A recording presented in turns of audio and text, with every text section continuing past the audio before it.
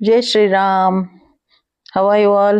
ఎలా ఉన్నారండి అందరూ? నేను బాగున్నాను, మీ అందరూ కూడా బాగున్నారండి. ఇంకా చాలా బాగుండాలని మనస్ఫూర్తిగా కోరుకుంటున్నాను. చూస్తున్నారు కదా, ఏదో కుకింగ్ వీడియో పెడుతున్నాను ఈరోజు.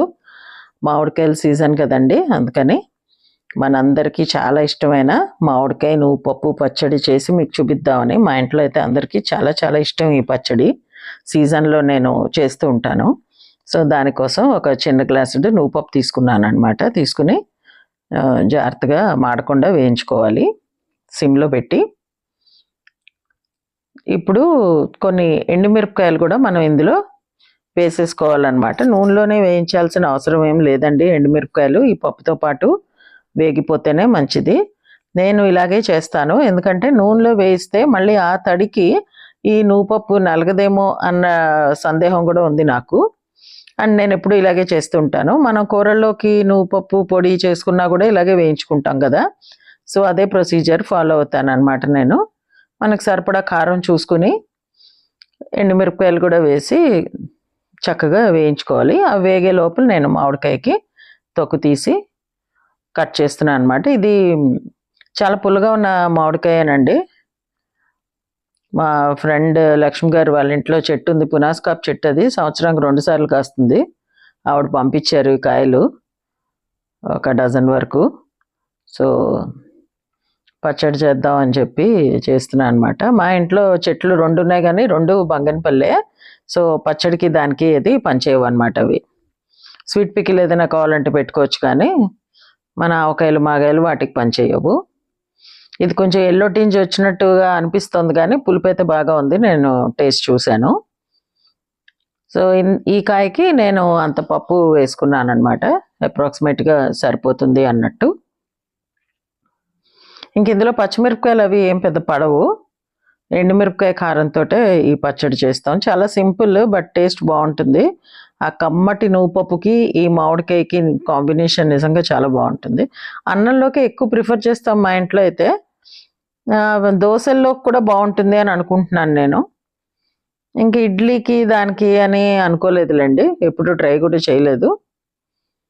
అన్నంలోకి అయితే బాగుంటుంది. అన్నం చక్కగా నెయ్యి వేసుకుని కలుపుకొని తింటే వేడన్నంలో చాలా బాగుంటుంది. ఇప్పుడు వీటినేమో మళ్ళీ మనం చిన్న చిన్న ముక్కల కింద కట్ చేసుకుందాం. మళ్ళీ మిక్సీ జార్లో తిరగాలి కదా, అవి గ్రైండ్ అవ్వాలి కదా. సో కొంచెం చిన్నగా కట్ చేసేసుకుంటే కొంచెం ఈజీగా గ్రైండ్ అవుతుంది. అన్నీ అలా చిన్న చిన్న ముక్కల కింద చేసి పెట్టుకుందాం అన్నమాట.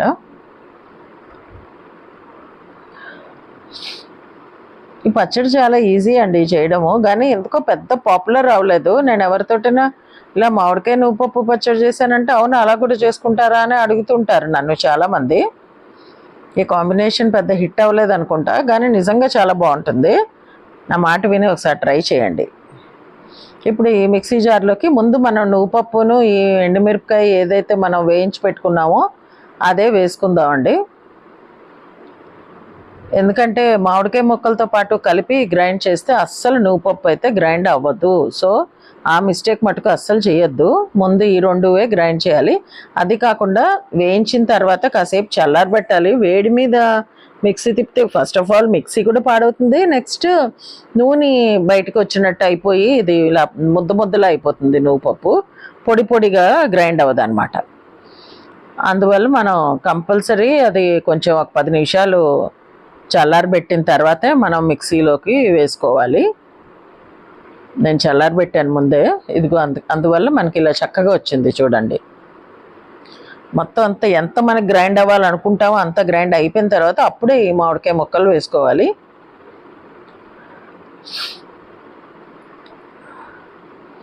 ఆ కాయకి అది సరిపోయింది, నేను టేస్ట్ చూశాను కదా. తర్వాత పచ్చడి గ్రైండ్ అయిన తర్వాత బాగుంది. ఏముంది, ఇంకొంచెం ఉప్పును పసుపు కలుపుకుంటే పోపు పెట్టేసుకుంటే పచ్చడి అయిపోయినట్టే. అది గ్రైండింగ్ అయిపోయిందండి. అయిపోయిన తర్వాత ఇప్పుడు ఒక పెద్ద స్పూన్ అంటే ఒక 2 టేబుల్ స్పూన్స్ ఆల్మోస్ట్ నూనె వేసుకున్నాను. వేసుకుని ఇందులో పోపు కూడా సింపులే. ఆవాలు, జీలకర్ర, ఇంకా 1-2 ఎండుమిరపకాయలు, కొంచెం ఇంగువ, అంతే ఇందులో వేసేది. పప్పులు అవి ఏం అక్కర్లేదు, మినపప్పు శనగపప్పు అవన్నీ ఏం అక్కర్లేదు. ఇంగువ అక్కర్లేదు అనుకున్న వాళ్ళు వెల్లుల్లిపాయలు వేసుకోవచ్చు. అది గ్రైండ్ చేసినప్పుడైనా వేసుకోవచ్చు, లేకపోతే ఇప్పుడు పోపులో అయినా వేసుకోవచ్చు. మా ఇంట్లో ఎక్కువ ఇంగువ ప్రిఫర్ చేస్తాం పచ్చళ్ళకి, అందుకని నేనైతే ఇంగువ వేసాను. కొంతమంది రెండు వేస్తుంటారు, అలా ఇష్టమైన వాళ్ళు అలా కూడా వేసుకోవచ్చు.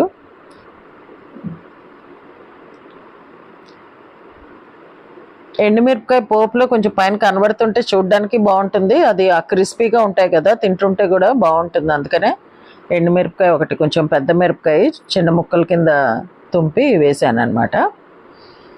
అదిగో మన కాకినాడ ఫేమస్ ఇంగువ. నాకు అక్కడ వేగానే గుమగుమలాడిపోయింది. ఆ ఇంగువ నూనెలో వేగిన వాసన నాకైతే చాలా చాలా ఇష్టం. దానివల్లే అసలు పచ్చళ్ళు ఎక్కువ తింటారేమో అనిపిస్తుంది నాకు. ఇది మంచిగా వేగుతున్నప్పుడు వెళ్ళి కరివేపాకు కోసుకొచ్చాను, వచ్చి అది కూడా వేసాను అనమాట. కరివేపాకు కూడాను జాగ్రత్తగా చూసి వేయించుకోవాలి. పోపు మీకు తెలిసిందే కదా, నిమిషంలో కలర్ మారిపోతుంది. సో ఇంక కరివేపాకు వేసాక స్టవ్ ఆపేసి అది తీసుకెళ్ళి పచ్చడిలో వేసేయడమే.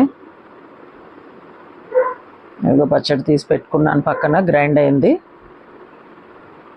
సో ఈ పోపు వేసేసుకుంటే ఇంకా నేను ఉప్పు పసుపు వేసానండి, అది నేను షూట్ చేయడం మర్చిపోయాను.